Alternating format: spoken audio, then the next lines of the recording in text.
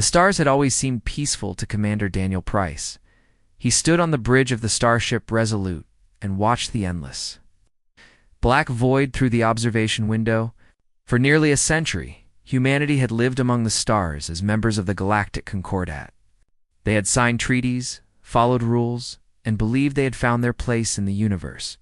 Daniel had spent 20 years serving in the fleet, protecting human colonies and maintaining peace with their alien allies. He had never fired a weapon in anger. He had never needed to. The communication console beeped with an incoming transmission. Lieutenant Amy Ross turned from her station with confusion on her face. The signal was coming from Kepler 44 to be the largest human colony outside the solar system. New Denver was a city of 2 million people, built on a world that humans had transformed from a frozen wasteland into a thriving paradise. Daniel had visited the colony 3 times and remembered the laughter of children in the streets and the smell of fresh bread from the bakeries that lined the main avenue. The transmission was broken and filled with static. A woman's voice screamed through the speakers, begging for help. Behind her voice, Daniel heard explosions and the terrible sound of buildings collapsing. Then the transmission cut to video, and Daniel felt his heart stop beating in his chest. Ships filled the sky above New Denver. They were not human ships. Daniel recognized the curved hulls and glowing engines of Velthri warships. The Velthri Empire was one of the founding members of the Galactic Concordat. They had welcomed humanity into the galactic community. They had smiled and shaken hands and promised eternal friendship. Now their ships hung in the sky like metal demons, and beams of white light poured down from their cannons. The video showed buildings exploding into dust. It showed people running through streets that had become rivers of fire. It showed mothers holding their children and looking up at the sky with terror in their eyes before the light consumed them. Daniel watched the city he had walked through burn to ash in minutes. 2 million people. 2 million human beings who had done nothing wrong. Gone. Admiral. Lisa Morgan received the transmission at United Earth. Command on Earth. She sat in her office, surrounded by screens showing satellite feeds from across human space. When the feed from Kepler 44b appeared, she stood up so fast that her chair fell backward. Her hands gripped the edge of her desk until her knuckles turned white. She watched the same horror that Daniel had witnessed, but she saw something more. In the corner of one frame, she spotted a military base. The nameplate on the gate read Morgan Station, named after her family. Her son Chris served there as a medical officer. He was 26 years old. He had called her last week to tell her about a girl he had met. He had sounded happy. The beam of light struck Morgan Station, and the feed went dark. Lisa did not cry. She did not scream. She simply stood there and felt something inside her chest turn to ice. The woman who had spent her career believing in peace and diplomacy died in that moment. Something else took her place. Something cold and patient and utterly without mercy. Ambassador Nathan Cole was already rushing to the Galactic Council chambers when the attack happened. He had served as humanity's voice among the stars for 15 years. He had believed in the Concordat and its promise of unity between species. He had trusted the Velthri and called their leaders friends. Now he demanded an emergency session of the Council, expecting outrage and justice. What he found instead shattered everything he thought he knew. The Council chamber was a massive dome floating in space, above the neutral world of Nexus. Prime, representatives from 7 species sat in a circle, each on a platform that suited their biology. Nathan stood before them and presented the evidence of the attack. He showed the video of New Denver burning. He demanded to know why a Concordat member had attacked a peaceful human colony without warning or reason. The Velthri ambassador rose from his platform. His name was High Speaker Vorath, and Nathan had shared meals with him many times. Vorath's scaled face showed no emotion as he claimed that humans had violated territorial boundaries. He presented documents that supposedly proved human ships had entered forbidden space. Nathan knew the documents were fake. He could see the manipulation in the data. But when he looked around the chamber, he saw something that made his blood run cold. The other ambassadors were not surprised. They were not outraged. They had known. 5 of the 7 council species had voted in secret to sanction the attack on New Denver. The treaties humanity had signed in good faith were never meant to protect them. They were chains designed to keep the young species contained until the elder races decided what to do with them. And now they had decided. Nathan walked out of the council chamber without speaking another word. There was nothing left to say. The galaxy humanity had trusted had revealed its true face, and that face was the face of an executioner. Admiral Lisa Morgan sat alone in her office as the reports came in. There were no survivors on Kepler 44-B. The Velthari had been thorough. Every city, every town, every village had been reduced to glass and ash. 2 million human beings had been erased from existence, and the galaxy had approved. Her communicator beeped. Daniel Price appeared on the screen, his face pale and his eyes burning with a rage that matched her own. He had known her for 20 years. He had served under her command and trusted her judgment. Now he looked at her and waited for orders. Lisa thought about her son. She thought about the girl he had wanted to marry. She thought about the grandchildren she would never hold. She thought about 2 million people who had built homes and planted gardens and dreamed of a future among the stars. The galaxy had taken all of that away and expected humanity to accept it. The elder races thought humans were weak. They thought humans would beg and plead and submit. They were wrong. Lisa looked at Daniel through the screen. Her voice was steady and calm, but her eyes held a darkness that Daniel had never seen before. She spoke 3 words that would reshape the galaxy and bring empires to their knees. Wake them up. Daniel nodded. He understood. Every human in the fleet understood. For decades, humanity had publicly followed the rules, while secretly preparing for the day their allies would turn on them. The elder races thought they knew everything about the young species from Earth. They were about to learn how wrong they were. The stars no longer seemed peaceful to Commander Daniel Price. They looked like a battlefield waiting for blood, and humanity was ready to spill it. Deep beneath the frozen surface of Europa, the ice began to crack. Massive doors that had remained sealed for 30 years groaned and split apart as ancient machinery came to life. Steam rose from the gaps as heat from below met the cold from above. Workers in heavy suits rushed across platforms as lights flickered on one by one, revealing a cavern so large that it could have held a small city. And in that cavern sat the ships that would change history forever. Captain Ryan Torres stood on an observation platform and watched the fleet come alive. He had been pulled from retirement 3 days ago by a message that contained only 2 words and a set of coordinates. The words were "Wake up." He had not needed more explanation. He had known this day would come eventually. Every officer who had served in Project Lazarus knew that peace was temporary and that humanity needed to be ready when it ended. Now he looked at the dreadnought Vengeance and felt pride swell in his chest. She was the most powerful warship ever built by human hands, and she was his to command. The Vengeance was a monster of metal and fire. She stretched nearly 2 kilometers from bow to stern, bristling with weapons that the Galactic Concordat had never approved and did not know existed. Her hull was coated in materials that absorbed sensor beams and made her nearly invisible to enemy detection. Her engines could push her to speeds that violated the laws the elder races had forced humanity to accept. Everything about her was a secret, and that secret was about to be revealed to a galaxy that thought it had humanity figured out. Lieutenant Samantha Blake arrived on the Vengeance with a datapad, full of tactical plans. She was young, barely 30, but she had written her doctoral thesis on asymmetric warfare against superior forces. The Admiralty had kept her research classified because it described imperfect detail how humanity could defeat each species in the Concordat. She had studied their biology, their psychology, their technology, and their weaknesses. The elder races had libraries full of information about humanity, but they had never imagined that humans had done the same to them. Samantha walked through the corridors of the Vengeance and smiled. The hunters were about to become the hunted. Chief Engineer Kevin Park met her at the engine room. His family had pioneered the jump drive technology that would let human ships cross vast distances in seconds rather than days. The Concordat had forbidden humanity from developing such technology, claiming it was too dangerous for a young species to possess. Kevin's grandfather had nodded politely at those restrictions and then spent the rest of his life building the drives in secret. 3 generations of Parks had worked on the project, passing knowledge from father to son like a sacred trust. Now Kevin would see his family's work unleashed upon the stars.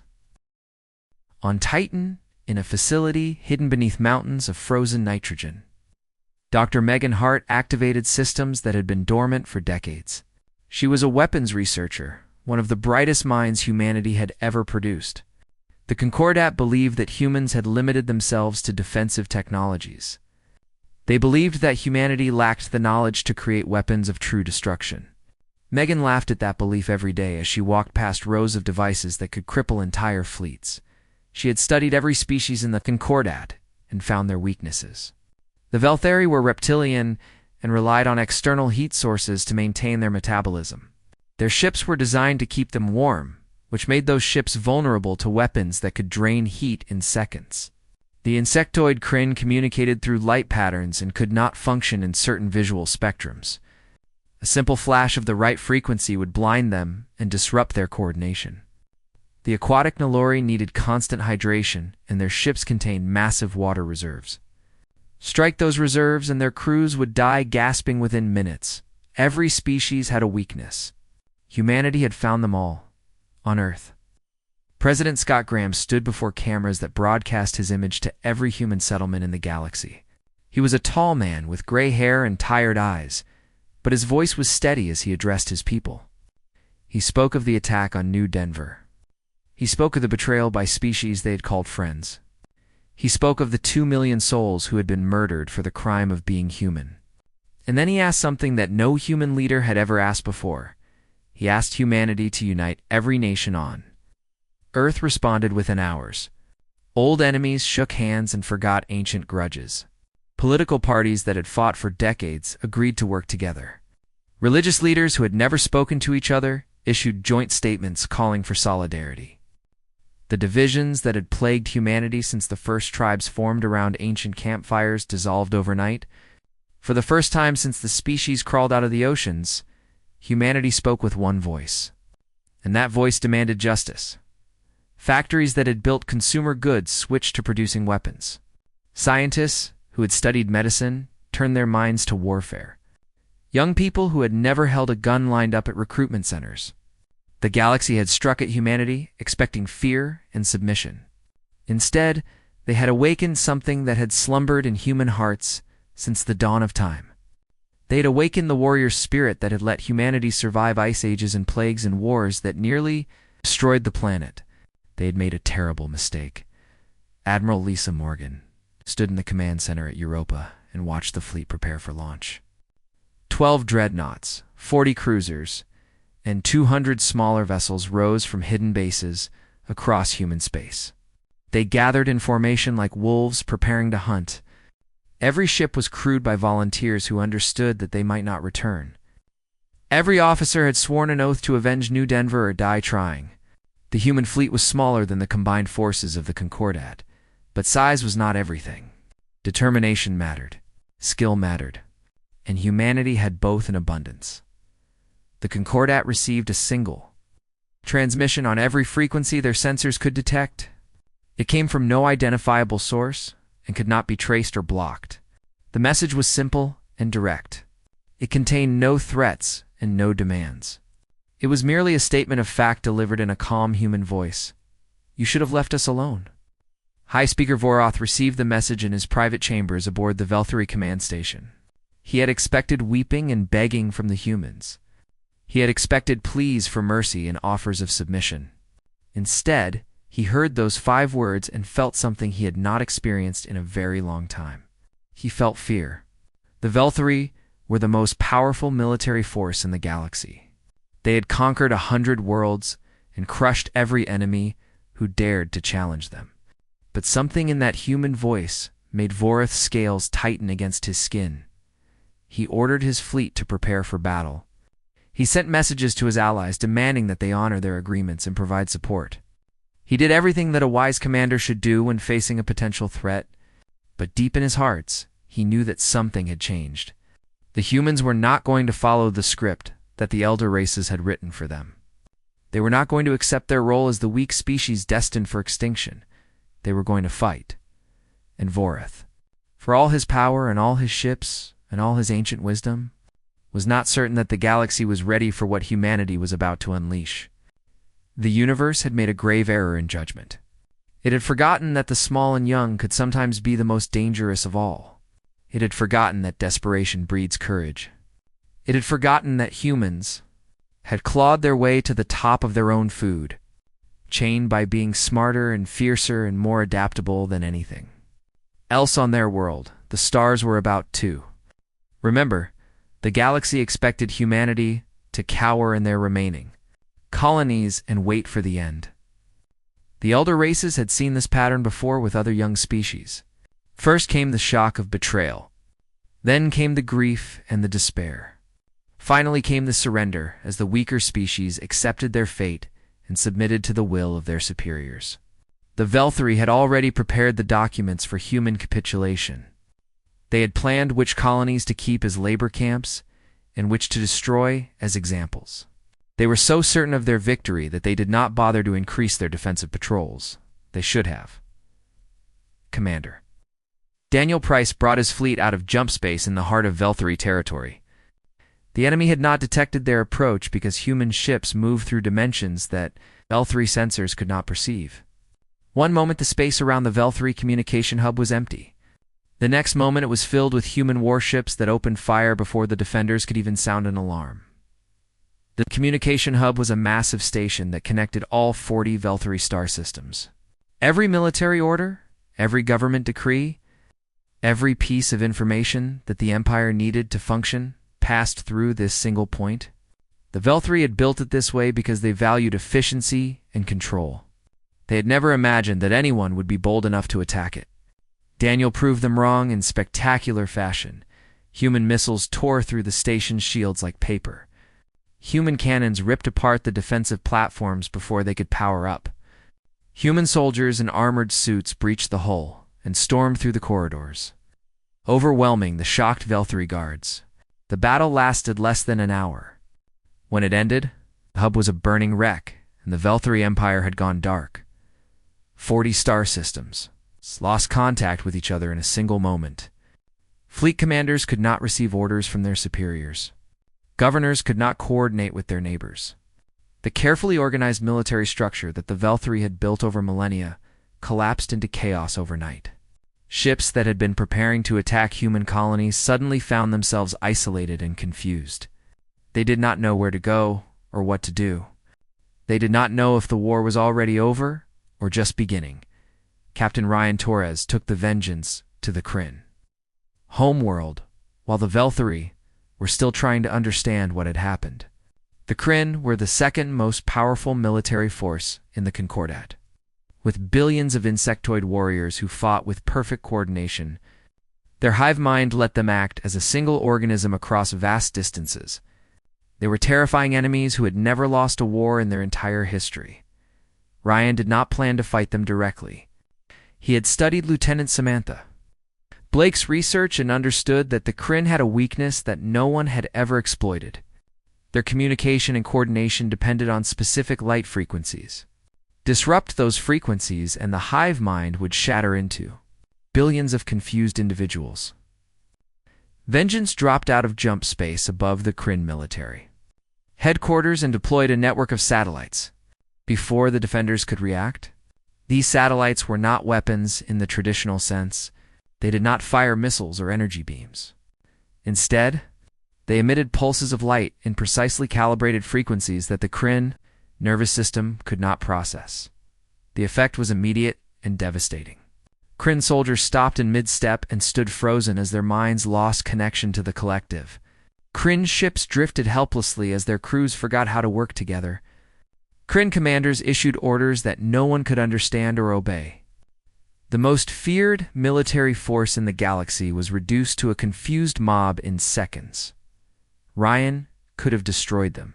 He had the firepower to wipe out every military installation on the planet and kill billions of Kryn warriors. But humanity had not come to commit genocide. They had come to make a point.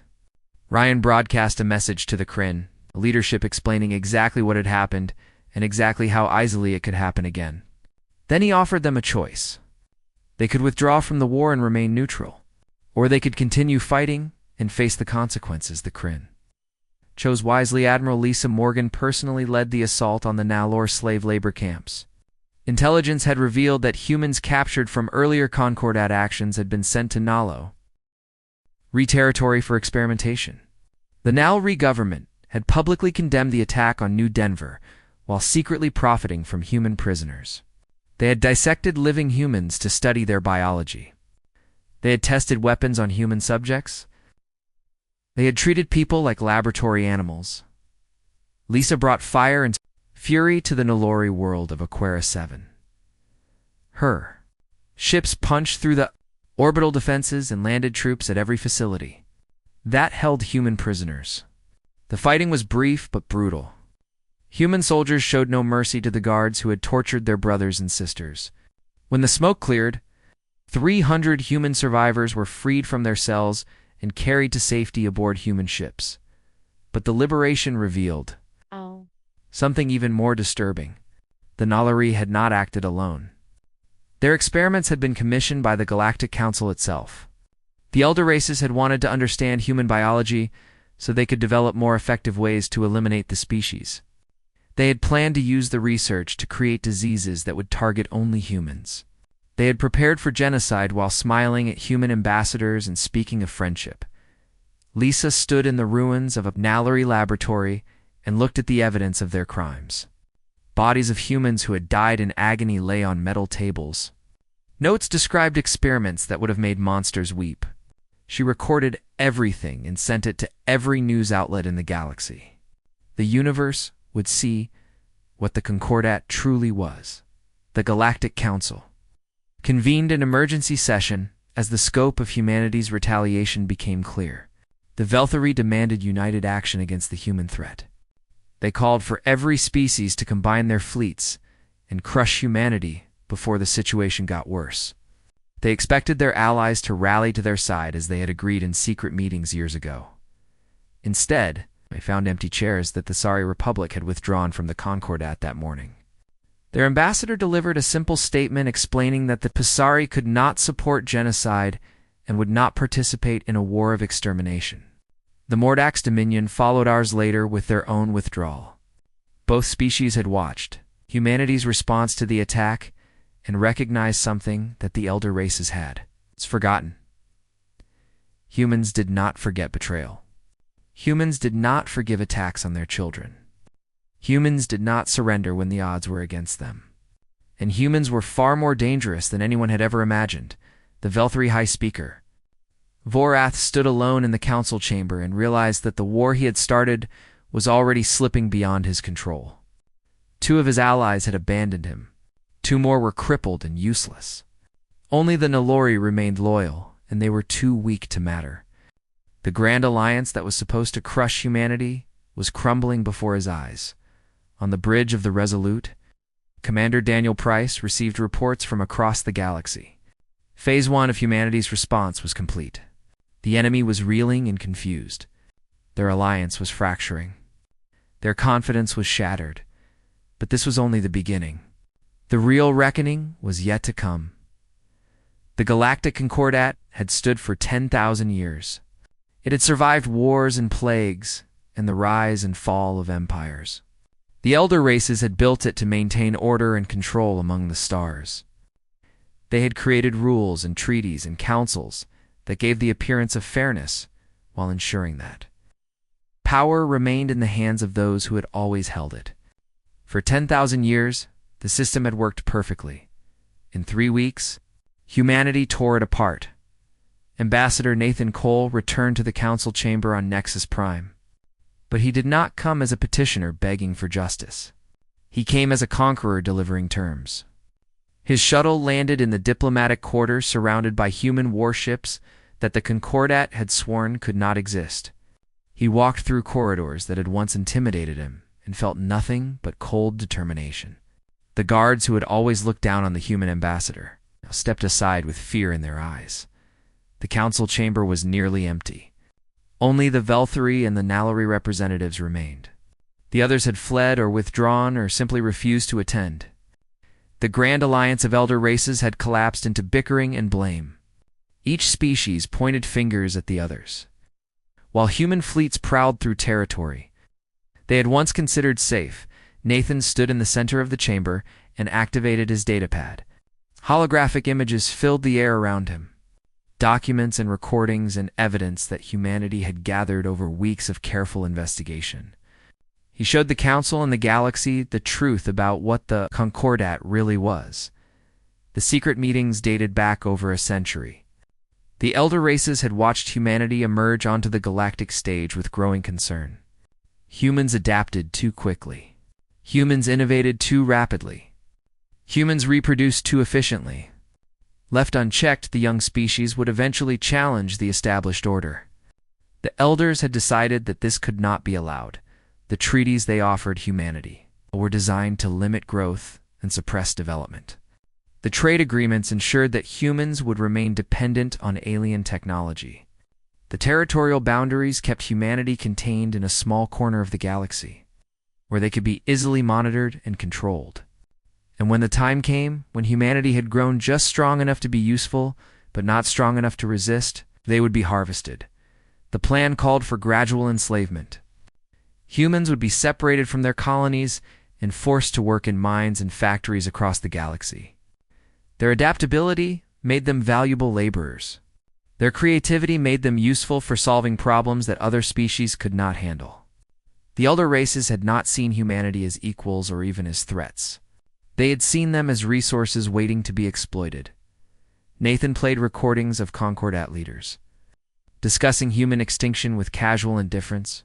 He showed documents describing the attack on New Denver as population reduction and resource management. He revealed that the elder races had created humanity's image as a weak and inferior species specifically to make other civilizations accept their eventual destruction. The broadcast reached every inhabited world in the galaxy. Billions of beings watched as the lies of the Concordat were exposed. Species that had been bullied and exploited by the elder races for millennia suddenly saw humanity in a new light. The humans were not aggressors. They were not dangerous monsters. They were victims who had refused to die quietly. They were fighters who had stood up against impossible odds on the former Velthary colony of Arcturus Prime. Lieutenant Samantha Blake led ground forces against the last major military installation in the sector. The Velthary had fortified this world with everything they had left. Walls of energy shielded their bunkers. Automated weapons tracked every movement on the battlefield. Thousands of warriors waited inside, ready to fight to the death. Samantha studied the defenses and smiled. She had written papers about exactly this situation. The Velthary relied on technology and numbers because they had forgotten how to adapt. They fought the same way they had always fought because no one had ever forced them to change. Humanity would teach them a new lesson. She sent small teams to probe the defenses, while her main force waited in hidden positions. The Velthary responded exactly as she predicted, sending troops to reinforce each point of contact. They pulled soldiers from their central position to deal with threats that vanished as quickly as they appeared. Within hours, Samantha had mapped every defensive weakness and stretched their forces thin across the entire perimeter. The main assault came at dawn. Human soldiers poured through gaps in the defenses before the Velthary could react. The fighting was fierce but brief. Every Velthary tactic was countered before it could succeed. Every defensive measure was bypassed or overwhelmed. Samantha had studied their military for years. She knew them better than they knew themselves. A Velthary commander surrendered to her personally after his bunker was breached. He demanded to know how humans had learned to fight so effectively. His species had conquered 100 worlds. His armies had crushed every enemy they had ever faced. How could a young species, barely out of their own solar system, defeat warriors with millennia of experience? Samantha looked at him with pity. She explained that humans had been fighting each other since before they could write. Every generation had faced wars that threatened extinction. Every culture had developed ways to kill that would have horrified peaceful species. Humanity had not learned warfare from the stars. They had brought it with them from a world where only the strong survived. Chief Engineer Kevin Park cracked the Concordat's central database on the station, orbiting Nexus Prime. The files were encrypted with codes that the elder races believed unbreakable. Kevin broke them in 6 hours using techniques that his grandfather had developed decades ago. The information inside confirmed everything that Ambassador Cole had revealed, and added horrors that even humanity had not imagined. The Concordat had done this before. A dozen species had risen to challenge the established order over the millennia. Every one of them had been destroyed. Their worlds had been burned. Their people had been scattered or enslaved. Their very names had been erased from history so that no one would remember they had ever existed. Humanity was simply the latest threat to be eliminated. The elder races had expected the same easy victory they had always achieved.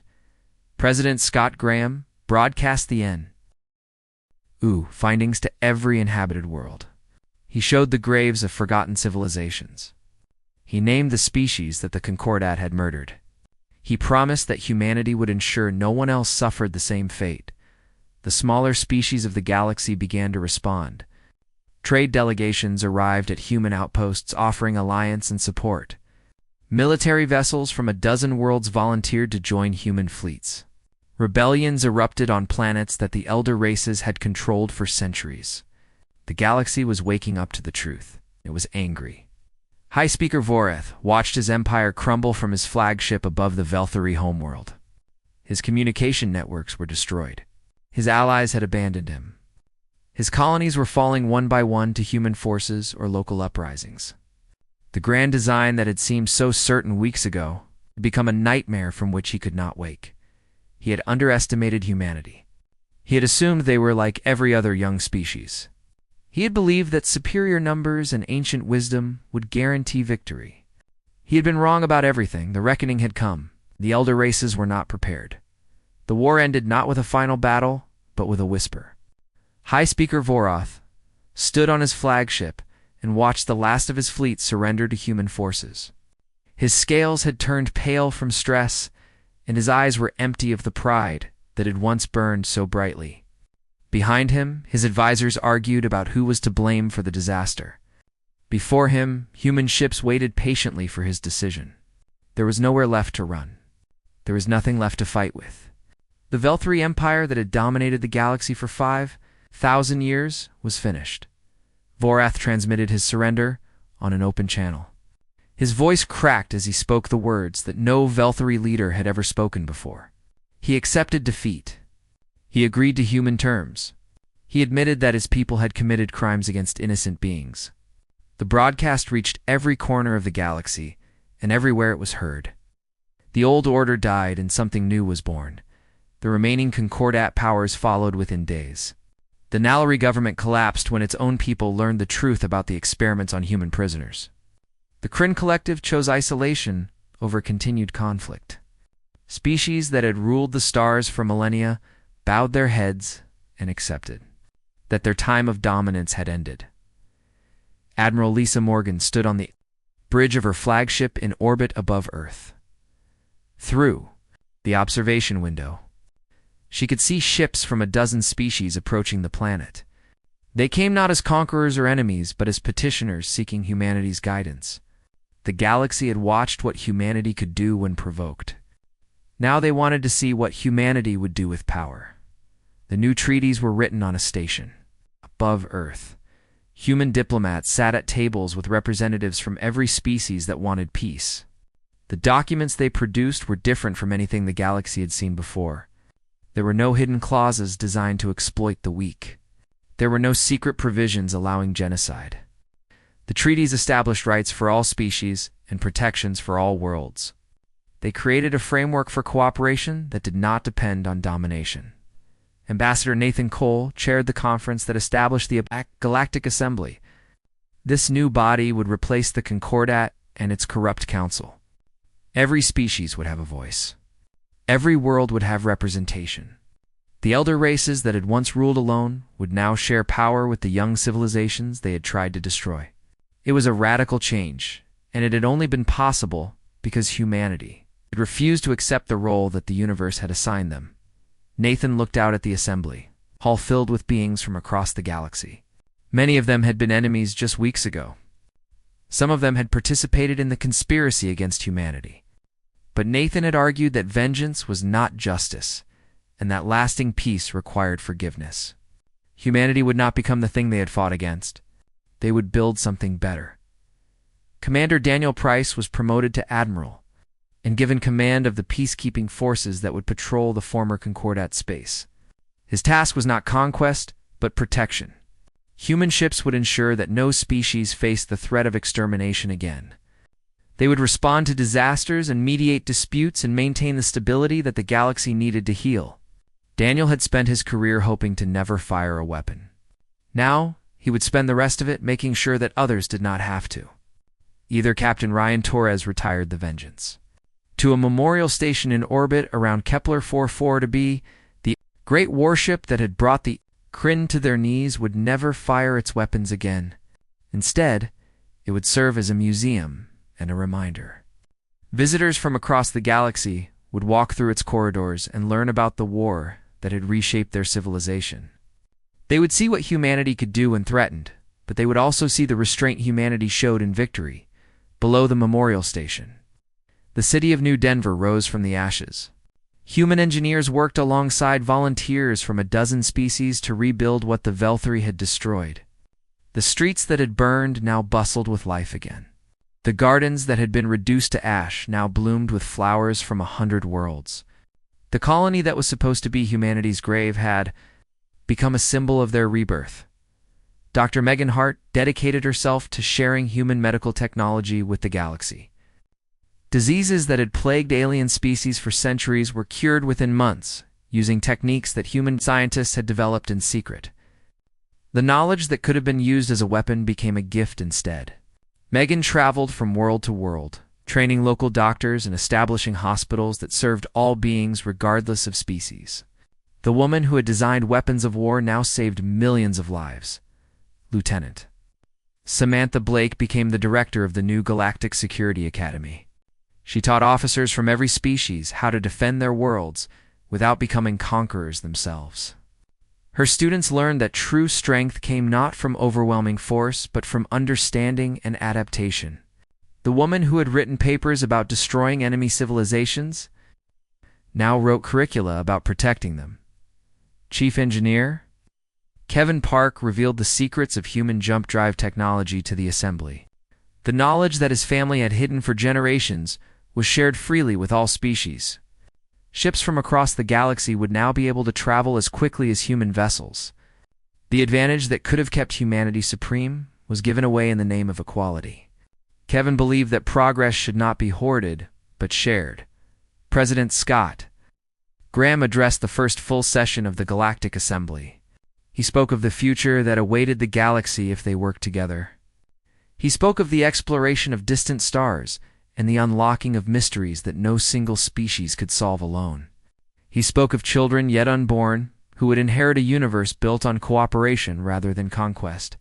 The man who had united humanity in war now asked the galaxy to unite in peace. Nathan Cole was elected as the first human chair of the Galactic Assembly.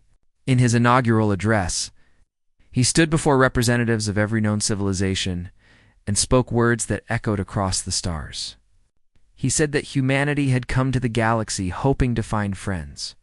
They had found betrayal instead. But they would not become what they had fought against. Humanity would lead not through fear but through example. The galaxy had tried to break them, but instead it had reminded them who they really were, on Earth. In a small cemetery in Colorado, Admiral Lisa Morgan placed flowers on a memorial stone. Her son's name was carved there, along with the names of 2 million others who had died on Kepler 44b. She stood in silence for a long moment, remembering the boy who had wanted to be a doctor and the man who had died serving his people. She whispered a promise that his death had not been in vain, that the galaxy he had dreamed of exploring would be better because of what humanity had sacrificed above her. Ships from a dozen species passed through Earth's orbital stations. They carried traders and tourists and diplomats from every corner of the galaxy. They brought goods and knowledge and friendship to a world that had once been isolated and alone. The sky that Lisa's ancestors had looked up at with wonder was now filled with the evidence of humanity's triumph. The galaxy had struck at humanity expecting submission. They had believed that a young species could be crushed and forgotten like all the others before them. They had made the same mistake that every enemy of humanity had made throughout history. They had forgotten that humans never give up. The stars belonged to everyone now, and humanity would make sure they stayed that way.